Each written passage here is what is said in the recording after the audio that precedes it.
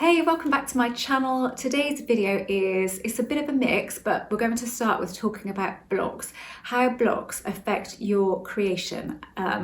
I said in my last video I was going to try and stop talking about the manifestation, stop using that word, because I've never found it particularly useful, and I prefer to think that I'm creating the whole time. So how do blocks affect what you're trying to create? So if you have been trying to get back with your specific person, for instance, your ex, and you've got a lot of stuff going on in there that you're aware of. So let's say that you wanted to get back with an ex, but you didn't know about the law of attraction, you didn't know it was possible, and just, in your own time, you were imagining being with them and you were having some nice visualizations, you weren't uptight about it, and you thought to yourself, I wish they would come back to me. But you knew that other stuff had happened, and there were circumstances within you, but you weren't consciously trying to manifest, and you were feeling reasonably good at the time when you had these visualizations. You were feeling good. Even with that stuff going on inside of you, it wouldn't be a block then. You would still unknowingly create contact from them, create a meeting, create something. Blocks are only really relevant when you are trying to create something, trying to make something happen, because then you are aware of those blocks and they become a stronger vibration. That's why when you'll hear a lot of people say there's no such thing as a block when trying to create. I'm doing really good not using that word, aren't I? And that is true, really, because if you are creating without being aware of those blocks, then you will create it. It's quite a complex subject, because I've said before that I tried for another baby for 5 years after having Harry, and it never happened, and I gave up, and you would think then that it would happen. But the thing is, as soon as I gave up, I realised, I know I'm repeating myself because I've told this story a lot, but I'm just trying to show you a different kind of a block.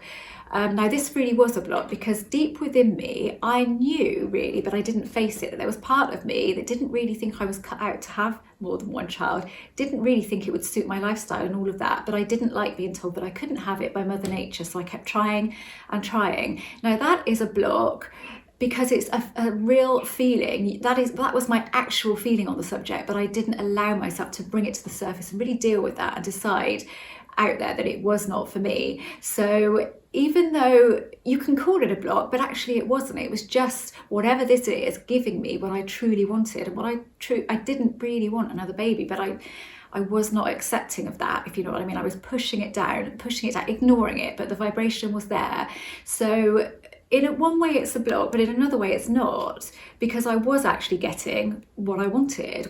Deep down, I didn't want another baby, and I didn't have one. So whether that's a block, it depends which way you look at that, doesn't it? But blocks are really only relevant when you are trying to create something and you are aware of them. So you are making your circumstances mean that you can't create that because you're feeling like they are a block. You're feeling like it's getting in the way. You hear about all of this stuff online and you think, well, I've got this going on and that going on, so it can't happen. So it becomes a block. You make it a block. But really, if you weren't trying to create, it wouldn't be a block. I mean, I know that because again, I know I repeat myself with a lot of these stories, but when I've said before that I was trying to create a Facebook post from one of my friends just for fun, and it was a gushing thing, and I knew that she would never do anything like that. So deep down in me, I kept thinking, well, it won't happen because I don't see how it can happen, even though I know that circumstances don't matter, because this and because that. But I kept saying to myself, but that doesn't matter. That doesn't matter.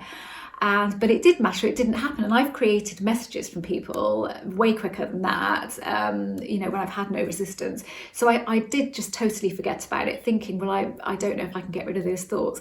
And then when I'd totally forgotten about it, and I wasn't trying to create it, it happened, regardless of the fact that she was not really that kind of person. And I thought to myself, that is proof that actually nothing is a block, really. It's only a block because we tell ourselves that it's a block, and we feel it's a block. So it's a block because we're trying to create. But when we aren't actually trying, it becomes irrelevant. It's just not there anymore. That block is, we're not aware enough of it. Yes, if somebody starts speaking to us about it, we might then bring it up again and feel it. But if we're not trying to create around that subject, then it is irrelevant. And like I said, I have created things and other things, where if I'd have really kept thinking to myself about the circumstances, I would have created my own block.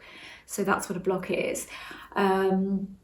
Attachment is a block because attachment is you looking for the outcome. And if you've heard about the Zeno effect in quantum physics, you can't create change. You can't see change while you're looking and sort of looking at what it is now and kind of expecting what it is now. It's very difficult. Well, it's not very difficult, it's impossible to see change at that point. But you could let go for 5 minutes and you could create in that time. So yes, attachment is a block, because you can feel it, can't you? You know when you're attached because you can feel it and almost feels like a block, but it's not permanent. Another thing I wanted to say about letting go, so this is a bit of a combination video, letting go and blocks. So letting go, try not to think of letting go as something that you need to do. I've said this before actually, and it's quite important, and I think I need to reiterate it, because yes, you do need to be in a state of letting go to receive, but don't think that don't think there's a process that I have to do. I have to do intention, and then I have to feel it as if I have it, and then I have to let go. Try not to do that. Don't think of the letting go part, just ignore it, just don't think of it as an issue, because when you think of letting go as this huge thing, it's really, really difficult to do, like anything, isn't it? So just think, okay, when I want something, I just sort of feel it, I intend that I want it, and I'm specific about it, and I feel it as if I have it, and that's all I have to do.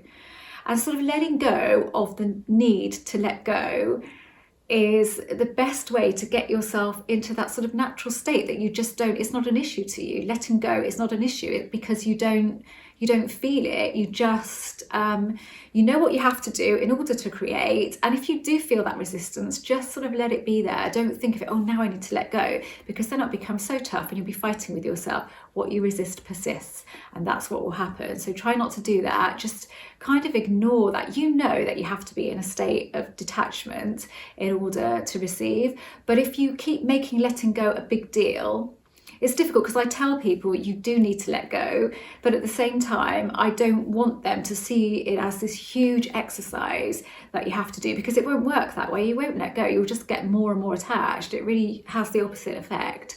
So yeah, the state of letting go is a state of mind. It is purely a state of mind. It is not a thing. So if you kind of drop the need to be able to let go, then that will then in turn sort of release that resistant feeling quicker.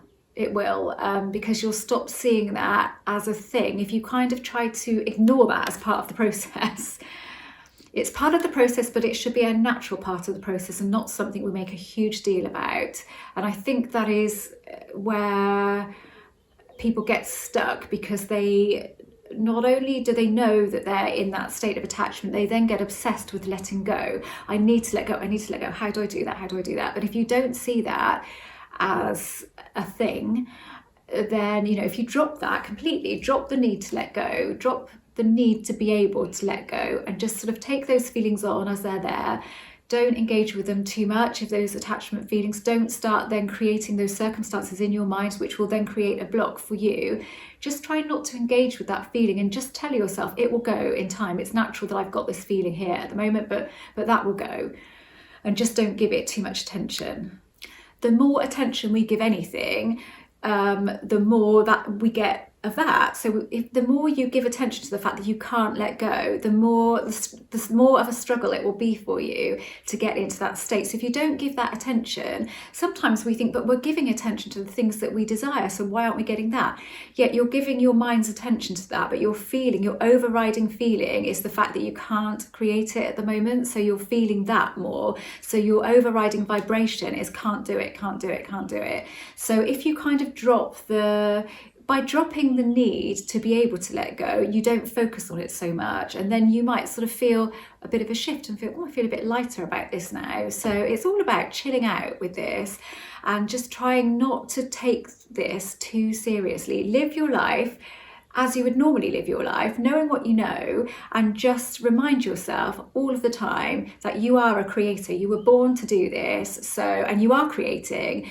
You may not be creating the things that you actually desire at the moment. You may be creating the opposite, or you may be creating a partial, you may be creating parts of what you want, but not the full picture. But the reason that you're doing that is because your vibration is that. So you are creating, you're just not getting your vibration in line with your desire at the moment. You've got too much focus and too much vibration based around what you don't want, or, you know, I know it sounds really easy, doesn't it, to say that, oh, you just need to change your vibration, but really that's what this is all about. And if you drop the need to let go, then that vibration will lessen, and the vibration of the desire will become stronger than that, so it will overtake it, and that's how you get what you want.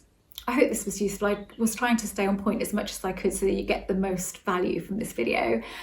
Just to let you know, my members area is opened up again now. I have a few spaces at the moment, and also to let you know, if you are a member and you haven't seen my updates, a new members hub is being created within the members community, and it's going to be, and it is like Facebook. It's like Facebook really, so you get to post in there, you get to send friend requests to other members, all that kind of thing. You get your profile picture, you get to comment, create groups, all sorts of things. That's in the creation. It's almost finished, and then it's going to be tested, so it won't be live until maybe second week in February, perhaps the third week, but I will keep you up to date. But it's all there and it's much improved. If you join at the moment, you still get that one-to-one help from me and all of that comes with it at the moment you get, but you will also get access to the members hub within the members area for your £5 a month. That would all be included. So there will be tons more going on in there very shortly, but your £5 a month at the moment gets you access to all of the modules that are in there. There's tons of extra videos in there, written modules, worksheets, information, some stuff on quantum, and also an Ask Evie section where you get to talk to me. So, and that's all included within your £5. Also, I write books. If you don't know that I'm an author, my latest book, Pimp Your Vibe, is out now, all about vibration, all about how you can flip your vibration, work with your vibration in order to create the things that you want. We've all struggled with this, you know, I've been doing it for a long time now, and I'm still learning. I'm definitely still learning all of the time. I never say I'm done, I'm always still learning. If you persevere and find the right way for you, you will get there in the end. But like I say, don't ever shut off and think, oh, you're done now, because you never will be, because this is huge, isn't it? But try to have fun in the process. That's what it's all about.